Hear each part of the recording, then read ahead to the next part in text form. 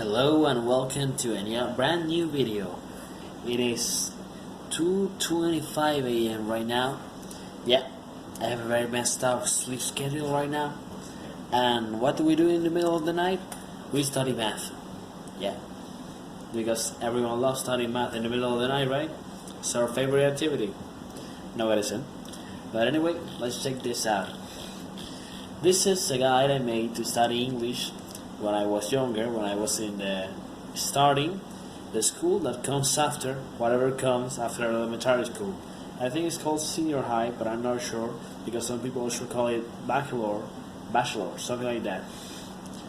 Well, this guide is in Spanish, so I'm going to classify this as a Spanglish video and put it in that playlist with the Counter-Strike with a soothing piano background video. That was my first one. So, let's oversee what we have for 10th grade. I'll make another video in 11th grade and so on. Okay, first we had a section called diverse format, the right format, and true-false questions. In there we saw statistics, so where we first had frequency tables, and there we had class-based frequency tables. We had the absolute frequency, the relative frequency, the accumulated frequency, and the accumulated absolute frequency, and the accumulated relative frequency. Also, we had the class mark. I don't know if it's called that same way in English.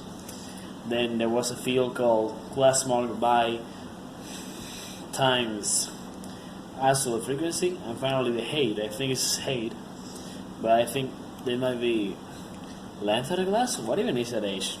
Yeah, it's down here. It says it's obtained from dividing the class amplitude, the class length, or the size of the class, dividing the absolute frequency between the size of the class. You know, the space between these 7 and these 2, 5. And that is the number obtained. Alright, so variables in statistics can be classified in two ways, qualitative and quantitative. I don't know if that's the right way to say it again, but I'm trying my best. When the variable is qualitative, it has non-metrical qualities. I mean, it can be placed in numbers. So, yeah, it actually shouldn't fit in most of you. It shouldn't be able to be used in a class. Well, maybe it could, we can fix everything. But basically, qualitative variables are those that are numbers. Well, now we go to quantitative values. They are the ones we see the most. And we have numerical values, which can be discrete or continuous.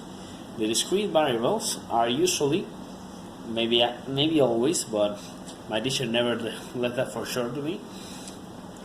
They're usually from the natural number set group, from the natural numbers, and the continuous variables are always, seemingly, from the real numbers. An example given here is lining, which is given in with decimals, so that is a decimal number. Okay. Now we have some concepts we say. Actually, these weren't used a lot, so I'm going to skip them. Well, no, this one is important. The class mark is obtained from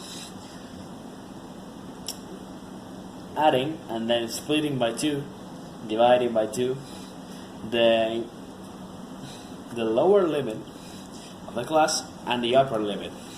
Okay. The fashion. I don't know if it will be called fashion in English, but that's what it was called in Spanish. It is the value with the most absolute frequency. So let's go on with that. This will be medium in English, but again, they may be another term. Well, for what I know, this thing is the result of dividing the sum of the frequencies, which has a name. I don't remember it now, but we called it the sample total, and then it got another name that was more official. But for now, it is the result of dividing the sample total between 2. In the case that a sample total where an odd number, you should add 1 to it. Alright, now the arithmetic, how do you say promedio in English? Well, you know how to ask. Why the hell did he also have a name? I can always just do this.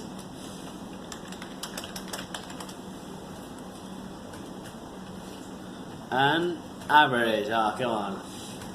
Yeah, well that's what it was, the average. It's called the arithmetic average.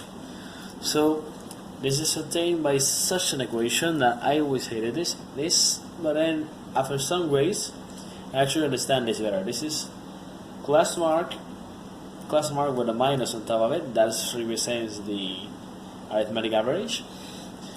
It equals the sum of the multiplication of the absolute frequency by the class mark divided by the sum of the absolute frequencies, which is also the simple total.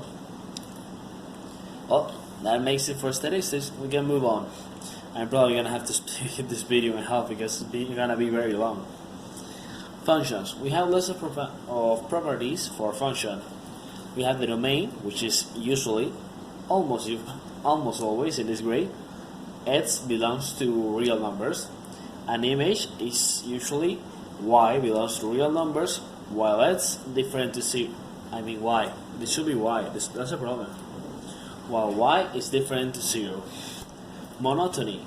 I don't know if it's called the same way in English again, but it probably is.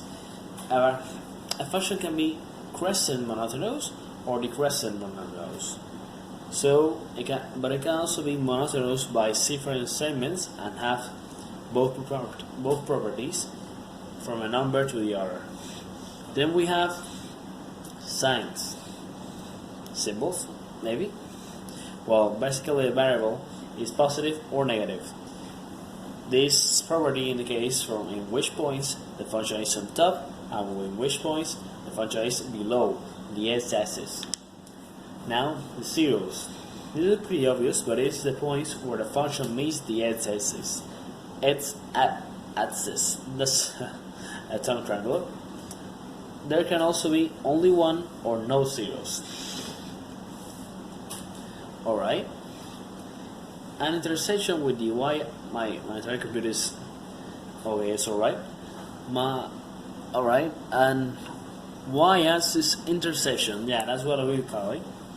It is the point where the function cuts the y-axis. That's all of it. That actually, I think this property pops out later, but not as much as the zeros. Parity. A function could be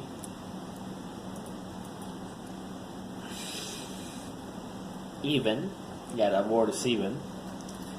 If it is symmetrical, according to the y-axis. Yeah, I think it's the y-axis. Yeah. Man, this is hard translating these math terms.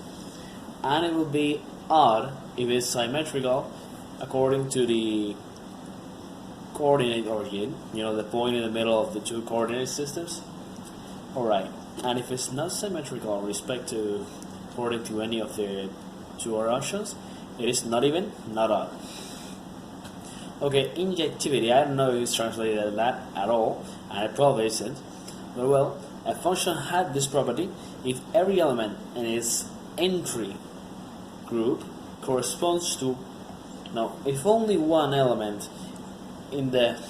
Man, that's hard. Okay, let's say if to each element in the exit group corresponds only one element in the entry group. Okay, if each element in the exit group only has an element in the entry group. You know, I could have made this a lot easier and not have worried so much about it, but the problem is that this has, in order that it looks a lot like it, and then it becomes a real problem because the function concept goes against this one. It's almost the opposite, and it always has to be true because otherwise it's not a function. And there we go. So vertex and characteristic point. It may be called some otherwise. And a vertex is basically the point where a function becomes symmetrical. It totally inverts. So only the quadratic, maybe, and modular functions have a vertex, because the quadratic is like this and the modular is like this. So the other functions, cubic, which is, if I remember well, is like this, and the inverse proportionality function is like this. So that's how they work. And these two have a characteristic point because they don't precisely invert. It's something different. And the linear function doesn't have any of those because, you know, it's a line. It doesn't invert, it doesn't twist, it doesn't mirror. And last but not least, the minimum and maximum value. The minimum and maximum value taken by the function in the y-axis is this thing. You may think this isn't so important, but I think it has some application that we see later. Now we're going to review some of the functions and maybe finish trigonometry. Oh, we're not gonna finish trigonometry in this video. Well, maybe we are, let's see. Let's not go too far ahead of ourselves. You know, when I was in this grade, I really hated these things. But who would have told me that in the end, I will master them all? I'm actually surprised. Okay, let's get back. We have linear functions. It is a correspondence between real and real, where each s is assigned an ns plus n, with n being, if I remember well, the slope of the function, and n being, not what it's called, but yeah, it's the value of the intersection with the y-axis. And you can obtain the value of the slope m with the equation m equals y2 minus y1 s2 over s2 minus s1, which is used a lot later in analytic geometry of the of the string, the line, probably something like that. Now we have the quadratic function. Let me take a drink.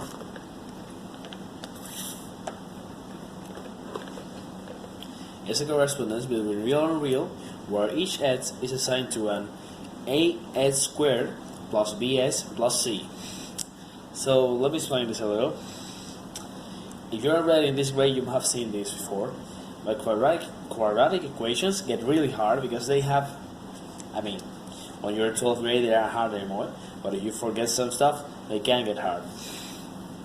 They have their own things called the noticeable known products, something like that, and some factorial discompositions. That's a literal translation. It's probably called some other way. So as squared plus bs plus c. Each one of these letters is very important.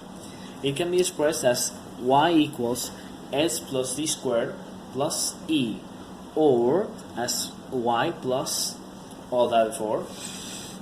Yeah, that s plus d squared is probably because one of those properties I was telling you about.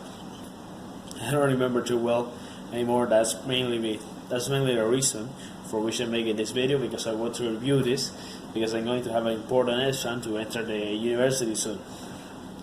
Okay, so if c is bigger than 0, it has no zeros. The function has no zeros. This will be because there will be a line that is the x-axis, and as c being the position where the my voice is so bad right now. I've recorded too many videos today. Okay, I don't have coronavirus, don't worry. So if c is bigger than 0, the function has no zeros because it will be over the x-axis. If it is equals 0, the function has only one zero. And if it's less than that, it has two zeros because the x-axis will be there and the function will do this, crossing it twice. And it's represented, as I told you, as a curve or parable that inverts its symmetry in here. That's, you know, like this, and then this.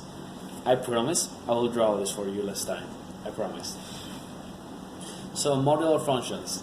They are the correspondence between real and real plus, keep that in mind, only real plus, where each s is assigned the module, the absolute value of x. If 0 is obtained, equaling the equation to 0 and converting the module to a in a parenthesis with positive value and then negative value. You get that? Because I did. Okay, once again, equaling the equation to 0, okay, and converting the module into a parenthesis with value, positive value, and then negative. Oh, I get it. So you equal that thing to 0, and then to two versions. One where the module part of the function is a parenthesis with a positive sign behind it. Well, this video may be mirrored later, so maybe easier for you. But well, anyway, with a positive sign behind it or a negative sign, and you do both versions, and you obtain the 0, and maybe think they may be only one if they are equal, or no zeros if it doesn't work, etc. And two zeros if they're different values. So cubic functions, we're almost near the end of these functions. It is correspondence between real and real, where each s is assigned to s cubed. That was kind of obvious. And it's always injective, as I told you before. It always has that property because it's like this. And I think to remember, I'm starting to remember that functions were like where they don't ever return to the same value of y, you know, because a line like this, then it's hard to explain. But basically, a function could not return to a y value. It could only pass through that y value once in order to be injective, because otherwise that y value would have two different possible s inputs in order to reach that y value. So the final function is the inverse proportionality function. I know the one I told you was like this, kind of looks like that equal symbol. So it's a correspondence between real and real, where each s is assigned to 1 on top of s plus t plus e, or s plus t plus e power to minus 1. This is the only one with asymptotes. The vertical, I don't know if it's called like that again, but it probably is. The vertical asymptote is expressed like is equal something number, and the horizontal with y equal something. You know, I pointed this out because it's inverted. The vertical one is expressed with a horizontal coordinate, and so on. If the function x it goes negative, the function is inverted. Okay, that's important. The variable x goes negative, the function inverts. And the graphic starts from below, always from below. Yeah, I think. I don't know what that is supposed to mean, because it could be something like this, or something like this. I think I get that. I mean, it couldn't be something like this. It has to be like this. There shouldn't be no difference. Alright, anyway. Function component as a correspondence. Each element in the exit group is made to correspond at least one element of the entry group, and each element in the entry group is made to correspond one and only one element of the exit group. I sincerely do not know if this is the right concept, because as I kept on going on and studying this concept changed over the years. The teachers reconsidered it. Education can be really unstable on this particular contest, because teachers kept changing it. They were really not sure. Everyone forgot what it was, and I am really not sure right now. So when we reach the 12th grade tutorial, I'll tell you about this, and I'll tell you what I think the right concept is, and I will even Google it to make sure. The other concept as an ordered pair is that a value of s cannot have more than one y value, or one value of y can have more than one value of s. And when it doesn't, the function is injective. So we're finally finishing up. Let's get trigonometry. And you know what now? my trail was really bad. So we're going to end this video here. I thought you'd like having some math classes with me. So don't forget to subscribe, like this video, and share it with your friends so they can have more subscribers and help more people with finishing math classes. So